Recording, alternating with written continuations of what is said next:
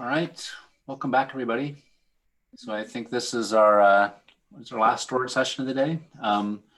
Introduce you to Mohammed Ahmad from Seagate Technology. He's going to be talking today about storage observability. So. All right, thanks, Matt. And thanks everyone for joining and also sticking it out to the last session. I hope you will find it insightful, and then maybe we can have a really good discussion at the end where we'll be talking about some call to actions. Just to introduce myself, my name is Mohammed Ahmad. I work at the office of the CTO with Matt, that you know very well, and also with Mohammed Al-Batal, who was here yesterday talking about the NVMe HDD. So in that office, we're also talking about how do we want to make data centers more observable, autonomous in the future. So with that, let me get started. These terms that you see on the slides probably are very familiar to you. People talk about it in very, grandeur term. Observability is one of those things which has been a mega trend, and not only just other things like, especially in software. We see it in many different stacks. For example, eBPF and its evolution from the BSD days all the way to what it is today in Linux. If you go above a little, there are a lot of software projects that are trying to do observability at a software stack. And I see that a lot of data center people talk about it, having it more and more available at a device, at a system level as well. So not only you want to be observable, but also predictable, right? So we talked about it in the last session as well. If you're trying to do some sort of device management, either it's at a head level, workload level, you want to be able to then predict some of that coming up. It has to be prescriptive. The devices and stuff like that that are being ingested into a data center, if they are producing something that is of value, what do you do with that information?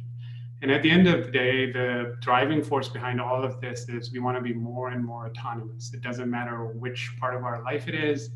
Either it's smart homes, smart cars, even data centers want to be autonomous as much as possible. So as you see, like in our friends at Microsoft actually put a whole data center down in the sea. If you have those type of solutions coming in the future, you want to be as much as possible the devices and systems in their hands off. So how do we make that possible? So if your end goal is being autonomous and being autonomous management, it requires a lot more observability at every level of the stack, from top all the way to the bottom. And it also requires active monitoring. There are some challenges to do active monitoring at a scale, right? And you all are probably way more familiar, especially coming from companies that actually deploy these at scale. It also depends on what are you monitoring. Whatever you're monitoring at a device level needs to be providing the telemetry, the statistics, the metrics that you can actually monitor and then make some decisions at an observability level to make your data center more autonomous. And each of those levels have different challenges of their own. So for example, how much is too much at a device level to be producing? How much do you want to collect? At what level do you want to collect? At how long do you want to retain it to have meaningful insights into that data that you're collecting? And how does it relate to all the other things that are going on in a system, and then make those decisions autonomously?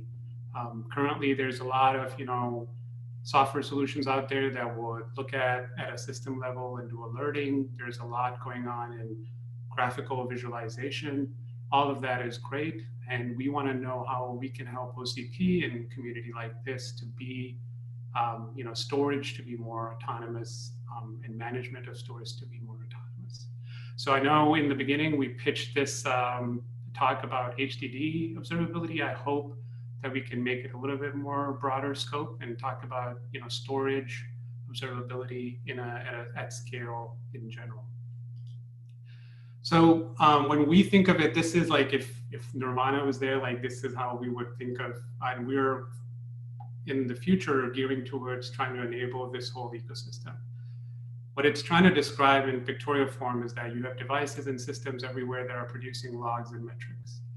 Currently, there is no collective way to go look at those logs. Everybody's studying them in a silo. We receive some logs from the people that we deploy our systems and devices into. And we have data scientists within our company looking into it. Everybody's looking into it and at their level. I'm privy to kind of talk to some of the folks that are trying to solve this problem from a failure domain perspective, like trying to figure out how, when, and can you predict a device failure and move the data away. Others are looking at it from a very utilization workload perspective, but there's no collective data set that can be used by people who are trying to just study it, data scientists. So I applaud the people at Blackblaze. They are actually producing some of the data, and I know many of the projects that use that data to create some of the data models. We would love to partner with foundations and OCP maybe to see how we can actually create that data for everyone to use so that we can get a little bit more richer form of these data models. At the end of the day, what do you gain from that? What you gain from that is that it's the data that is out there that people are studying for this type of work is not skewed to one person's workload or whatever. I'm more than sure that the companies that are represented here, having a really good strength in data science and data modeling, probably have already people working on this type of stuff, which is great. I think at the end of the day, we want an ecosystem which can support more than just one type of workload or one type of environment that people are studying. And if we can actually enable that, what we hope to do is that then people have inferences that they can deploy at a system level, even at a cluster level, that are monitoring the actively what's happening in the devices and making decisions based on that. Obviously, it's a pretty grand, we're not quite there yet, but this is what we're hoping the vision is, and we're driving towards it and working with our customers. And we're hoping that, you guys will also have some insights for us. So what have we done as Seagate? This comes up quite a bit. The challenges are from a device perspective, quite a bit about, hey, we need to know more about what's happening in your device, but we are at a dark side. We can't really tell you what all the different logs are there. So can you tell us something that can, give us more insight, and we can share with you some of those logs, and then and then we can build that type of stuff. So we actually have, many of you probably already know because you are our partners, have this farm log that we have shared with you. It's totally open. You can look at it. I think some of my colleagues have come in the past and talked about it. But the news here is that in September, we were able to totally open it, which means that if you go to our GitHub page today, without any NDA or anything like that, you can actually take that log and look at it, what's in it. I think some of you may be already asking questions in your head, like if it is at a very device level, why not come through T10, T13 and drive it through there? And that's a fair question, and we definitely want to explore that. We have done that in the past. It's just that the diversity of how some of those implementations are done at the firmware level, it's not as easy to standardize it at the higher level. But it doesn't stop us from asking vendors like us to kind of open up those farms a little bit more, which are vendor specific. And then if more people open that up and more people share, then maybe those, the intelligence can be done at that very higher level. So that's the goal. I know there's challenges in terms of, we have at the device or storage device level, we have ATA, SCSI, and NVMe, three different specs. They collect logs in a different way. And then, there are tools and other things that are required to kind of get better insight into it. So all of that makes things complicated. And then there is diversity in vendors, and even within vendors, there is diversity in like, hey, this model shows this level of telemetry versus the others. So all of that is, we're hoping that we can come and discuss and maybe iron those type of nuances out in a forum like this. So what is farm? Just to kind of give you guys a update that what has Seagate done to kind of enable this ecosystem. It's a log which is 96K for ATA, and I think it's a little bit smaller for SAS. Both of them are fully open. We're hoping to do in the future, as we talked about NVMe, to port it to NVMe as well. It has data which is more workload related. It has data which is environmental related, and reliability, which we talked about earlier in the tracks about head level reliability. All of that data is available, and this is created with the vision in mind that this is not a log that only needs to be collected at when something is wrong. It's more of a log that you want to collect at a periodic interval when things are actually doing okay, and then compare it and study it over time and give you valuable insight into how the device over time is behaving in long term. So it's not one of those logs that some of our customer support or other people will come in and ask you to pull right at the end tail when devices are not behaving how they should be. This is more of a, hey, do it every so often so that you are collecting more and more data about your device. So lastly, just to kind of wrap it up, call to actions are like, as I mentioned, there's a lot of vendor unique logs out there. Maybe the discussion could be, what does OCP and the members of OCP believe in terms of, hey, can we specify a certain level of observability at the device level, and then maybe at the system level to get to that grander vision of trying to be more and more observable, and as a result, more and more autonomous. And we are looking for partners to kind of see who would be willing to actually do infrastructure backend to support this level of data set and allow universities and others to come and look at that data and build models around it. And by that, I mean, I know certain companies just post their data as a zip file up on the web, which is okay, but there are other ways, much better ways you can do it, where you say, hey, if it is an OCP, sanctioned server or whatever, there's a small little software stack that enables you to, if you enable it and you agree to it, it will collect the data and put it up into this, data lake with a very, friendly, licensing terms, so anybody can come take a look at it and view it. I know there are security concerns as well as, especially people who are owning the data center don't want to share what temperature the drive is running or other things like that. But we're hoping that there will be others who will be able to share it, and maybe there is a way we can massage the data such that it can be shared without some of those things that concern people about sharing the data. And the last is about how do you even create models and inferences and deploy them at scale, and how do you quickly iterate as things go on, mainly looking at the complexity of everything that goes into it. I look at it, and I went to some of the OCP hardware management meetings just to see if there was an overlap.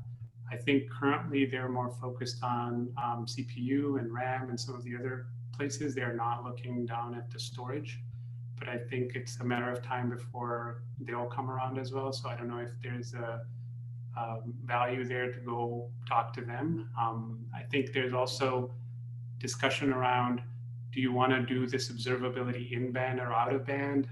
Do you want to do this in data path or outside of it? And if it is outside of it, how do you actually collect that data? What do you collect? What can be collected if you're doing it out of band? Is there things like Redfish and others that can enable some of this collection, and also more vendor independent protocols and APIs that enable us to get to where we want to be for observability? So that's all I had. I don't know how I'm doing with time, but that's my last slide.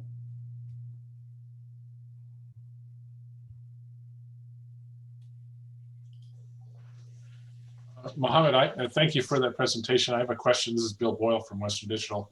Do you have recommendations for how often the farm log should be pulled or monitored by the host system to be an effective monitor? Right. So I think currently, and Matt can correct me because he's been with me quite a bit on all of these discussions, currently it's on a weekly basis. We're trying to say that, hey, if you per week pull this log from all of your devices and then do it over a period of time, you should be able to build enough data to actually have some insightful knowledge on what's happening with the devices. I think in general we'd say it's no more frequent than daily, but weekly could be okay to pull it. And you mentioned failure monitoring or failure management and possibly using the farm log as a tool to help in prediction of failures. So that's kind of related to my first question in that if you're going to pull once a week, do you feel that is adequate for predictability? Right. So I think currently we been working with different partners who, by the way, the farm is already enabled in our devices for almost like 4 or 5 years. And we're slowly trying to actually improve it over time. And then recently we have opened it. So I think it depends on how much you are willing to take that, collection. So complexity comes from the fact that if you're doing it within the data path, you're actually, how much disruption you are willing to take. So we discuss with our customers on that regard. And the second is, what is your risk window, right? So if you are pretty risk averse and you want to do it daily, like Matt was saying, then you do it daily, but that means that you have a lot more data to kind of host and collect and keep up with. I think if you're in the process of building a model that does prediction, probably a daily cadence is pretty good, and then you could just go down to monitoring. Yeah. Once you built it, and I think one of the things that we really like about something like the farm log for everybody is that it should be like it's very it's lightweight, it's easy to pull, and so it's not zero interruption, but it's very it's non-interruptive for a customer to pull it on a daily cadence. That was related to my next question with regard to the latency impact and how long does it take if it's done in band. The disruption you mentioned. We've heard some guidelines or some requirements from talking to customers as well for something similar, and just wondering what kind of latencies do you think is acceptable for that pulling the farm log? Right. So, I think we have done some analysis on our own in terms of trying to use different tools. So we have some data from SGRaw and then SmartMon tool, and then, obviously our own tools, which are open source as well. It truly comes down to, there's a tooling aspect of it. And then there's hey, what kind of workload do you have? So if your workload is pretty synchronous and you're doing one IO at a time type of, which are not NCQ, then it's a little bit different disruption than if you're actually doing NCQ, because at the Linux level, when you're sending this command to pull data from an ATA device, it actually has to kind of stop and then let the queue flush before it can pull it. So it's not a really, this is how you do it. But I think if you're really sensitive to latency issues or disruption, then you want to use something like SGRaw to kind of pull this currently for SAS and data. If you're not and you want to be a pretty broad and generic about it, we have our own tools which allow you to do it. Doesn't matter if you're pulling it from SAS or SATA, you will probably do it on your own. But they're a little bit more disruptive because then they're at a higher level trying to do more than just pulling this log. Do you think it's valuable to explore making it an NCQ so it doesn't have to flush the queue? Right. So I think there is some talk there. There's some already. Can I respond to that? Yes, please go ahead. NCQ, SATA already has a way to read logs as queued without disturbing the queue. Oh, you good. don't have to kill the queue to read a log. Right. So again, the complication becomes that not all HBA vendors in their HBA firmware does it, and then the tooling is not there to actually pull it. So most people are using SmartMon tool that I've experienced, and SmartMon tool is not going to actually queue the command. Why don't we, SmartMon tool's open source, why don't we just fix it? Jim, you're on the right track. There's a lot that should go into SmartMon tool to support device statistics, for example, that's not widely used. Right, yeah. So actually we do have a SmartMon tool on our Seagate GitHub site that can actually pull farm and parse it in JSON. Okay, Mohammed, this is Jim Hatfield. Could you put me in touch with our people who can do that? Sure, no problem. Thank you. Yeah.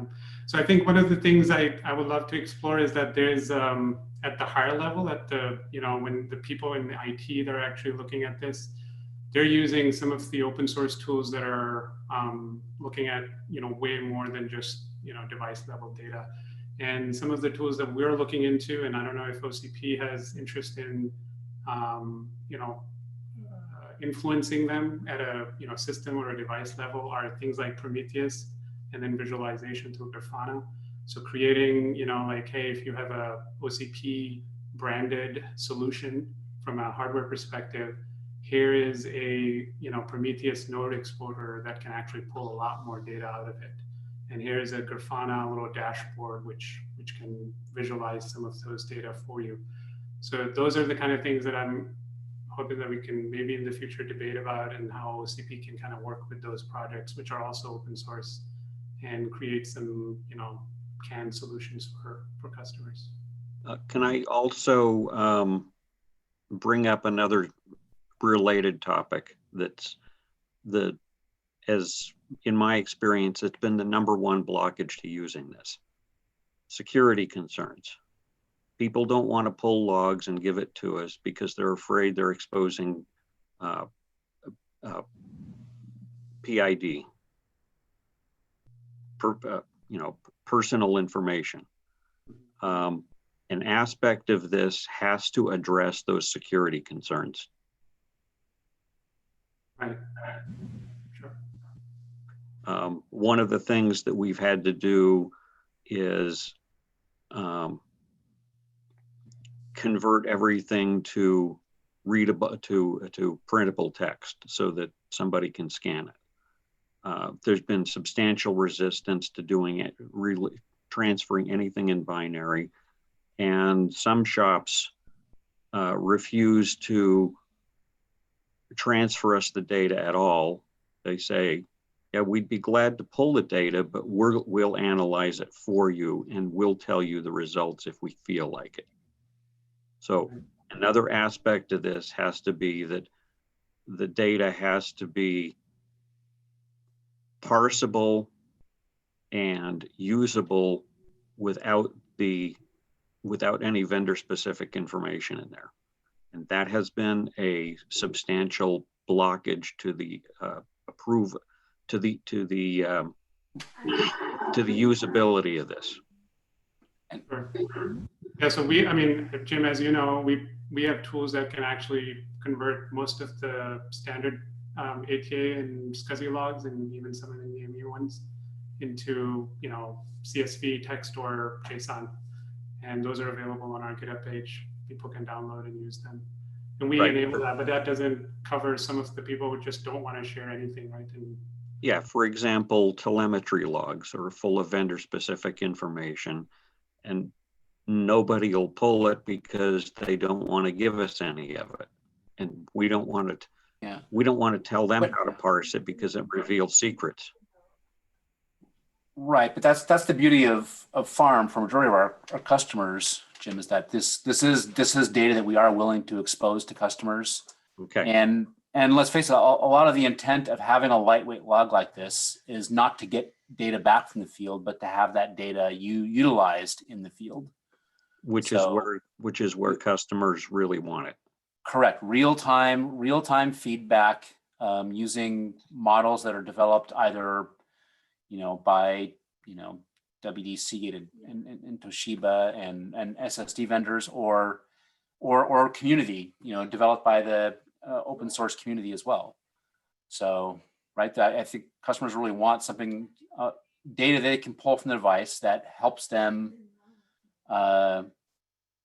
understand what the health of the device is, and use models operating in real time to assess the health of their fleet.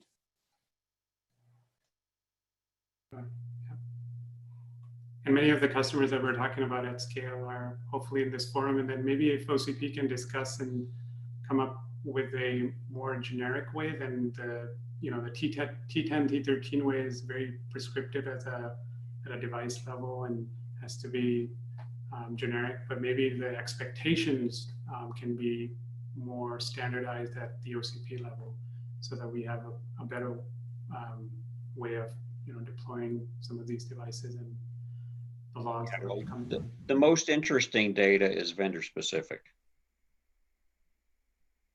Right, so it's vendor specific, Jim, but I would say that it doesn't need to be standardized, right? So if it's really hard to standardize them at the T10, T13 level, then our effort has been to kind of open it, and we're hoping that more discussion can happen at OCP level, and maybe we can make it standard at that level rather than. Well, if we can agree about what kinds of things that we're willing to be open about, then those things can be brought into T10, T13. OCP at one point had a layered approach. I don't know if we're still doing that, where there would be plugins that were vendor specific, and they would convert the vendor specific data to OCP format data. Is that still underway, or is that dead? Not sure. That was a few years ago.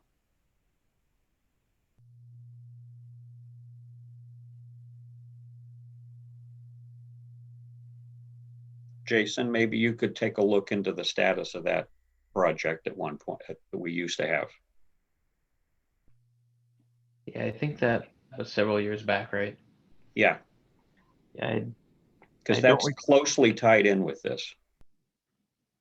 it is. I would have to see if there's anything we can find. We've changed tools in the meantime, so I'll see if there's anything we can dig up from those efforts. Because I think that was circa 2016, maybe.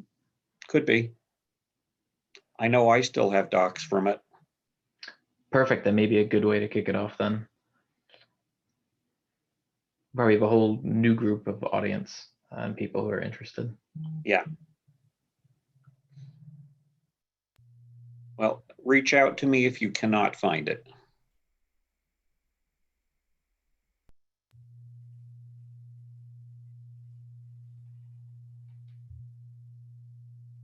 Okay, I don't have access to whatever questions are coming in, so if that's it, then that's all I had. See any posted questions?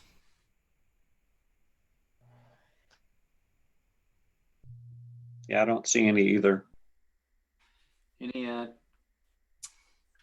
Any closing comments for the storage session, Jason and Dave?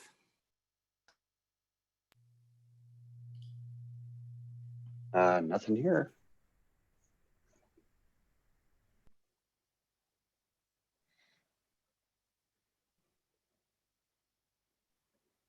So the recordings of these sessions will be available for others to listen offline? Is that just? Yep, going so to the session recordings will be available by the end of next week. And it'll be available indefinitely. However, individuals must be registered for the event to gain access to the content. Are the recordings downloadable, or you have to only listen to them through the web app? I'm not sure yet. I can find out. I just know that they'll be available next week, and they will not be on YouTube because, again, there's a price to gain access to the content. Okay.